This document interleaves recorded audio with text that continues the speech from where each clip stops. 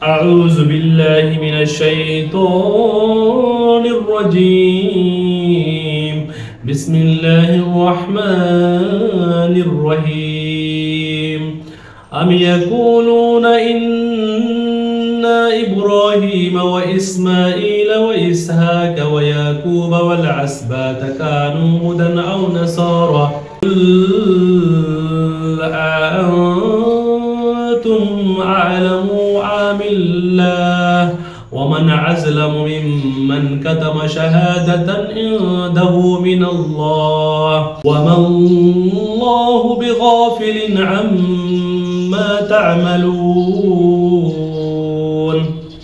নাকি তোমরা বলছো নিশ্চয় ইব্রাহিম ইসমাইল ইসহাক ইয়াকুব তাদের সন্তানেরা ইয়াহুদি কিংবা নাসারা ছিল।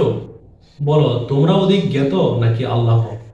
আর তার চেয়ে অধিক জালিমকে যে আল্লাহর পক্ষ থেকে তার কাছে যে সাক্ষ্য হয়েছে তা গোপন করে, আর তোমরা যা করো সে সম্পর্কে আল্লাহ গাফেল নন।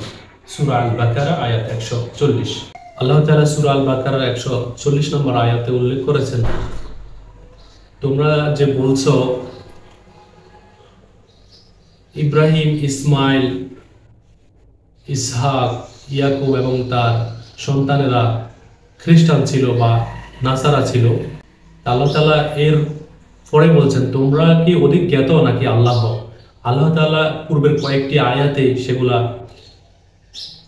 খণ্ডন করেছেন যে তোমরা যাদেরকে ইয়াহুদি বা খ্রিস্টান বলে দাবি করছো তারা সেটা ছিল না, তারা ছিল মুসলিম, তারা ছিল ইব্রাহিমের মিল্লাতের অনুসারী। হ্যাঁ, তোমরা যেগুলোকে অস্বীকার করছো, মুহাম্মদ সাল্লাল্লাহু আলাইহি ওয়াসাল্লামের যে আগমনের যে বার্তা ছিল তোমাদের গ্রন্থে, সেটাকে তোমরা বিকৃতি করছো, সেটাকে তোমরা লুকিয়ে ফেলছো, সেটাকে তোমরা অস্বীকার করছো। তোমাদের কাছে তোমাদের নিকট আল্লাহর পক্ষ থেকে সাক্ষ্য আসার পরেও তোমরা সেটাকে কি করছো? লুকিয়ে ফেলতেছো, সেটাকে তোমরা প্রকাশ করতেছো না। তোমরা তাদেরকে তোমাদের পূর্ববর্তী যারা এসেছেন বর্তমানে যাদেরকে তোমরা ইহুদি খ্রিস্টান মনে করো, তারা কিন্তু সেটা ছিল না, তারা ছিল মুসলিম, তারা ইব্রাহিমের মিল্লাতের অনুসরণ করত। তাদের উপর যে কিতাবসমূহ এসেছে তারা সেই কিতাবের উপর তারা আমল করেছেন, তারা আল্লাহর সাথে শিরক করেন নাই, আল্লাহর কোনো অবাধ্যতা করেন নাই, আল্লাহর একনিষ্ঠ বান্দা তারা ছিল, তোমরা যাদেরকে ইহুদি খ্রিস্টান মনে করো। আর আল্লাহ তাআলা এই খণ্ডনের পরেও তাদেরকে তারা যখন এইসব কর্মকাণ্ড যারা করছেন তাদেরকে বলেছেন যে তোমরা যা করছো আল্লাহ তাআলা সেই সম্পর্কে গাফেল নন। তোমাদের কাছে আল্লাহর পক্ষ থেকে সত্য সাক্ষ্য আসার পরেও সব কিছু তোমরা জেনে বুঝেও তোমরা বেঈমানি করছো, তোমরা তাদেরকে ইহুদি খ্রিস্টান বলে মনে করছো, তোমরা আল্লাহর চেয়ে বেশি জ্ঞাত নয়।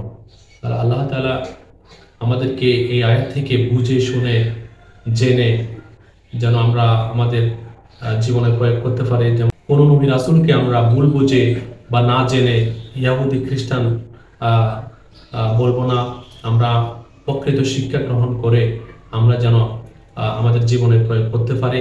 ইহুদি নাসারাদের মতো মনগড়া কথা যেন না বলি, ইচ্ছা মতো তাদের পক্ষে যেটা যায় সেটা প্রকাশ করি, আর তাদের পক্ষে যেটা যায় না, আল্লাহর পক্ষ থেকে যে সত্যগুলো এসেছে তারা যেমন গোপন করে, আমরা যেন সেরকম না হয়। আল্লাহ যেন আমাদেরকে সেই তৌফিক দান করুন। আমিন। আসসালামু আলাইকুম ওয়া রাহমাতুল্লাহি ওয়া বারাকাতুহু।